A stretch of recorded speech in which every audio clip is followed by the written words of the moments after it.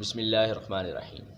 Another question from women's side, that authority of divorce is in hand of man. He can leave his wife anytime, and woman has no any authority of divorce. So how she can leave her husband?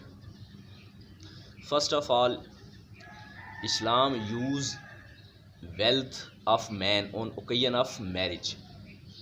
Man spends money on all expense all expenses of marriage, and also on mahar, and also on walima. So all expenses are for man, not for woman.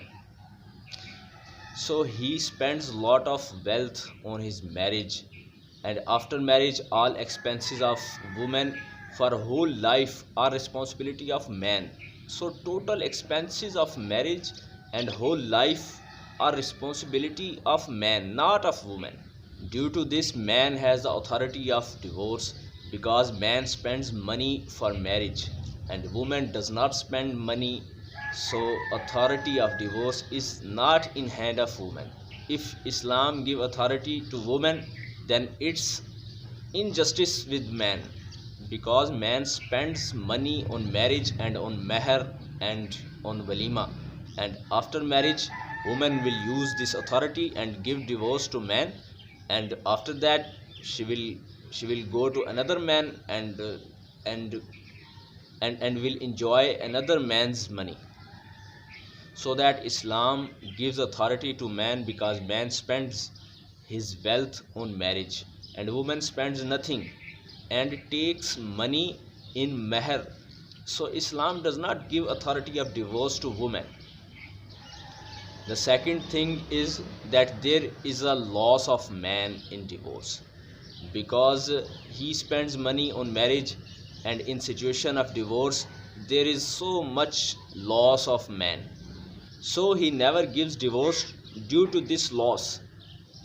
He thinks that if he will give divorce, then for other marriage there is necessity of so much money, so he has authority, but he never used this authority. And the third thing is that Allah made woman kind hearted. She is kind hearted by nature, and it's easy to misguide a woman than man.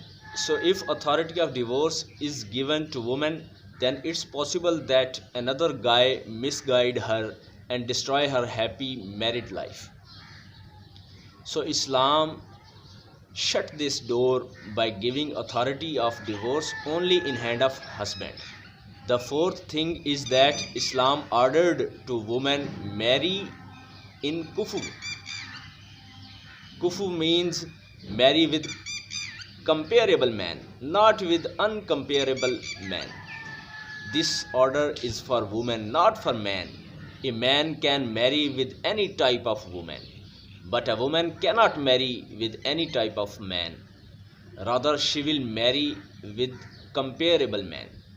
Man should be equal with woman in age, in beauty, in wealth, in status, and also in religion. Like if woman is virtuous, then man should be virtuous for her.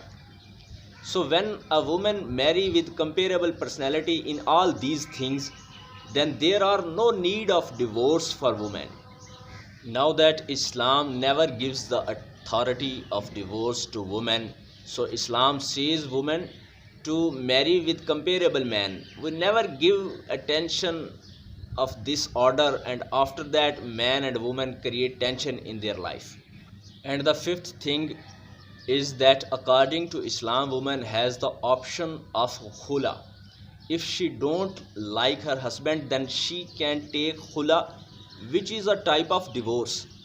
According to this option, wife can take divorce, and for this she has to pay her mahar money back to her husband.